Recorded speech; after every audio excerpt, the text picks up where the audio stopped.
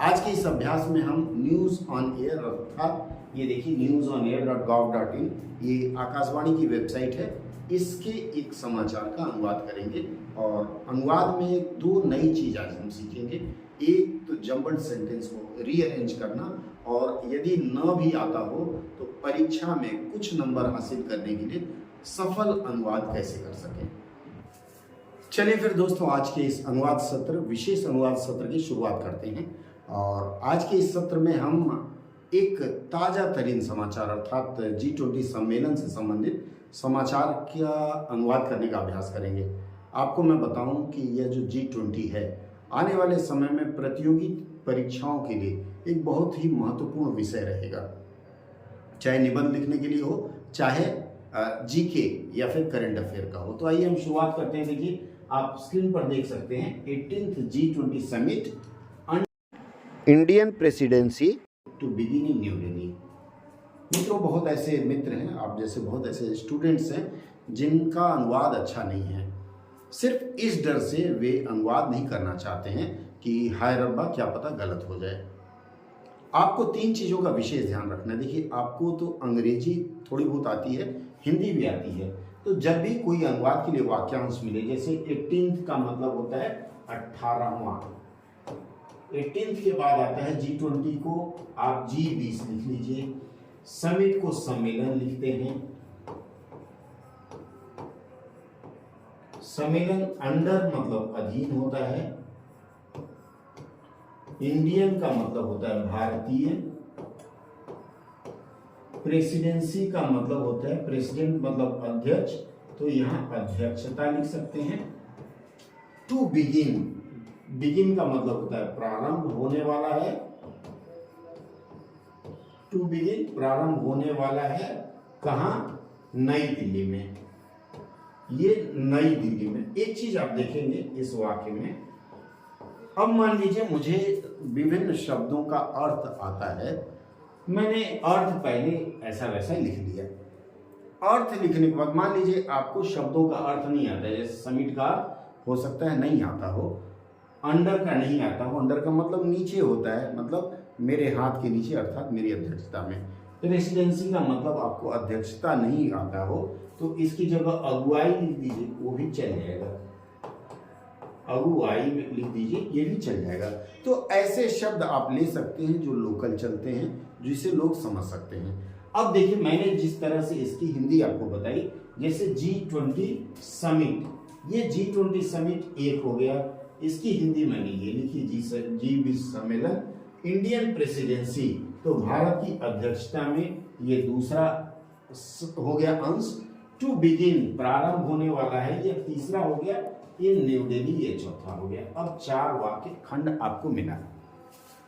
आप लोगों को पेपर 1 के लिए जम्बल्ड सेंटेंस सॉल्व करने का एक अवसर दिया जाता है, 10 नंबर का होता है। आप मान के चलिए उसी प्रकार से यहाँ जम्बल्ड सेंटेंस सॉल्व करना है। जो जम्बल्ड सेंटेंस है उसका नियम होता है, या फिर हिंदी की वाक्य संरचना का नियम होता है, सबसे पहले आपका आता है यहाँ कर्ता अर्थात सब्जेक्ट, उसके बाद आता है ऑब्जेक्ट अर्थात कर्म, और उसके बाद आता है वर्ब अर्थात क्रिया, SOV। इस परिपाटी में हिंदी का वाक्य लिखा जाता है। इसके अलावा यहाँ पर एक और चीज लिखा जाता है, उद्देश्य लिखा जाता है, उद्देश्य के बाद स्थान लिखा जाता है और समय। उद्देश्य को कहते हैं पर्पज, स्थान को कहते हैं प्लेस, और समय को कहते हैं PPT, अर्थात आप SOV और उसके पहले PPT, अगर यह सूत्र याद रहा तो आप कर पाएंगे। अब देखिए, यहां सबसे पहले कहां आएंगे, क्या शुरू होने वाला है, प्रश्न करेंगे क्या से, तो G20 कहां?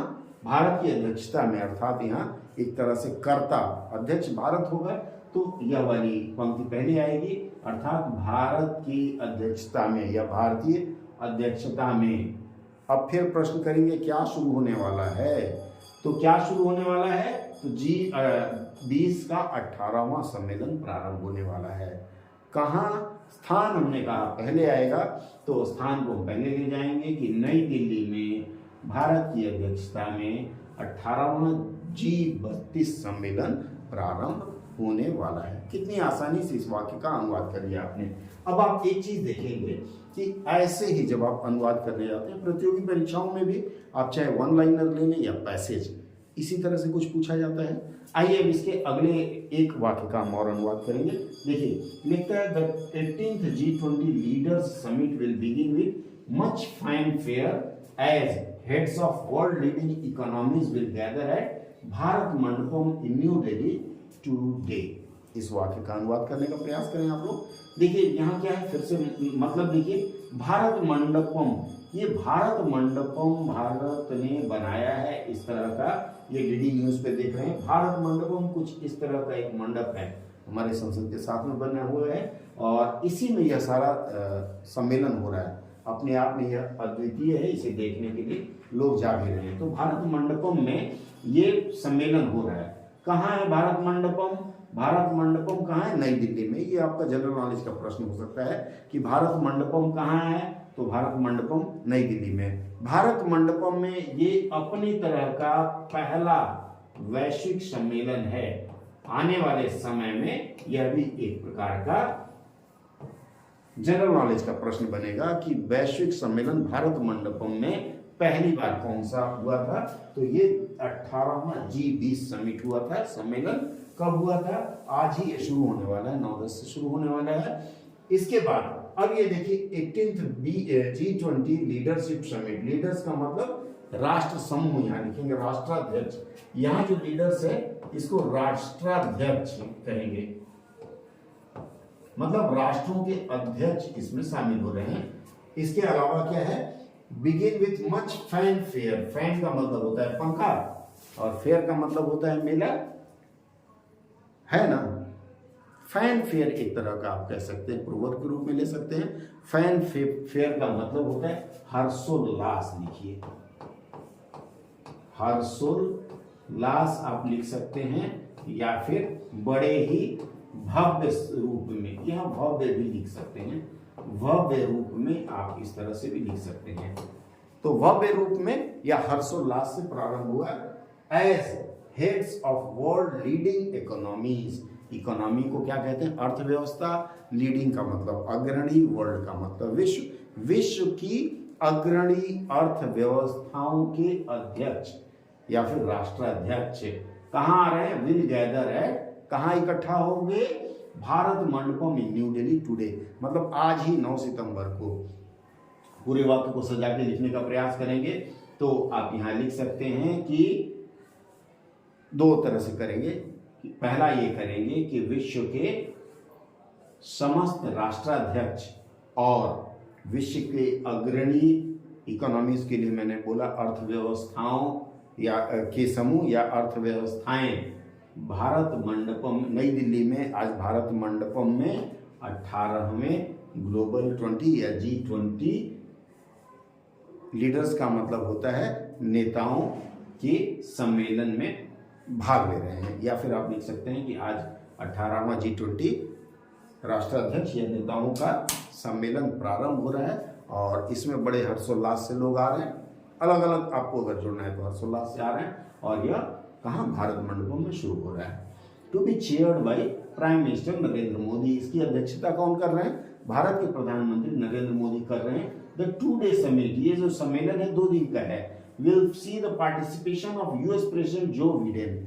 इस सम्मेलन में विल सी, यह जो सम्मेलन है वह देखेगा, इस तरह का अनुवाद नहीं करेंगे, भावानुवाद करेंगे। इस सम्मेलन में कहाँ के? अमेरिका के राष्ट्रपति जो बिडेन, यूके के प्रधानमंत्री ऋषि सुनक, जापान के प्रधानमंत्री फुरोनियो किशिदा और प्राइम मिनिस्टर ऑफ कनाडा के प्राइम मिनिस्टर प्रधानमंत्री जस्टिन ट्रूडेउ, ऑस्ट्रेलियन प्राइम मिनिस्टर, मतलब ऑस्ट्रेलियन जो लिखा है उसकी हिंदी ऑस्ट्रेलिया होता है, तो या फिर ऑस्ट्रेलियाई लिख सकते हैं, ऑस्ट्रेलियाई प्रधानमंत्री एंटोनियो अल्बनीज। उसके बाद एमॉन्ग अदर, अन्य, ये एमॉन्ग अदर्स जो है ये आगे चला जाएगा, तो अन्य आगंतुकों में ये भी होंगे।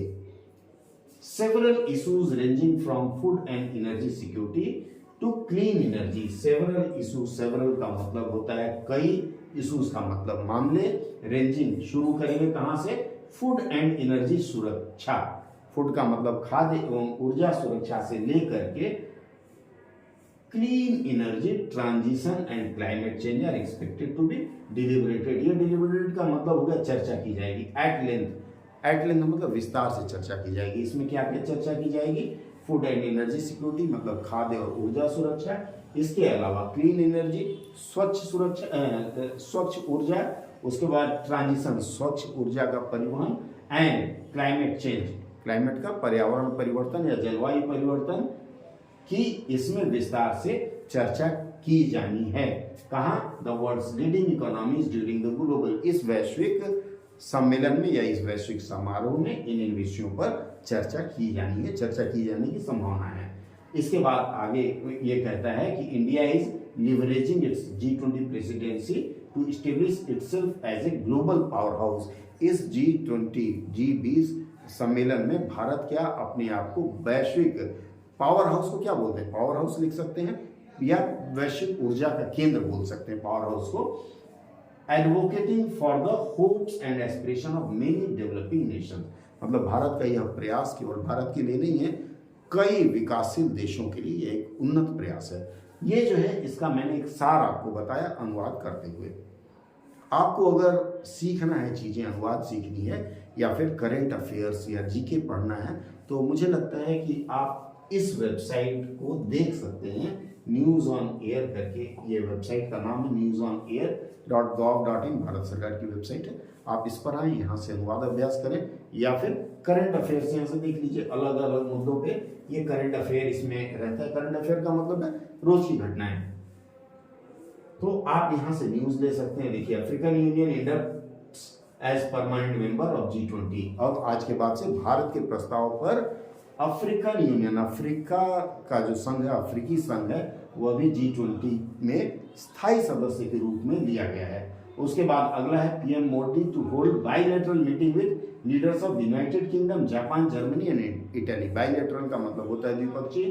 प्रधानमंत्री Narendra Modi United Kingdom, Japan, Germany और इटली के नेताओं के साथ क्या करेंगे, द्विपक्षीय बैठक करेंगे। उसके बाद है 600 people killed due to 6.8 magnitude earthquake in Morocco. Morocco में कल भूकंप आया था जिसकी तीव्रता 6.8 थी और जिसमें लगभग 600 लोग मारे गए हैं। उसके बाद एक और समाचार है, CID arrested former chief minister of Andhra Pradesh. इनको सीआईडी ने गिरफ्तार कर लिया है, किसमें, स्किल डेवलपमेंट कॉर्पोरेशन स्कैम। इसी तरह से यूएस ओपन, इस तरह की तमाम खबरें आपको मिलेंगी जो आपके काम की हो सकती हैं। आज की चर्चा में इतना ही, अगली चर्चा में फिर कुछ नई बात लेकर के जुड़ेंगे। तब तक जुड़े रहिए और सब्सक्राइब न किया हो तो एक सब्सक्राइब करके थम्स अप तो जरूर बनता है। बहुत बहुत धन्यवाद जुड़े रहने के लिए।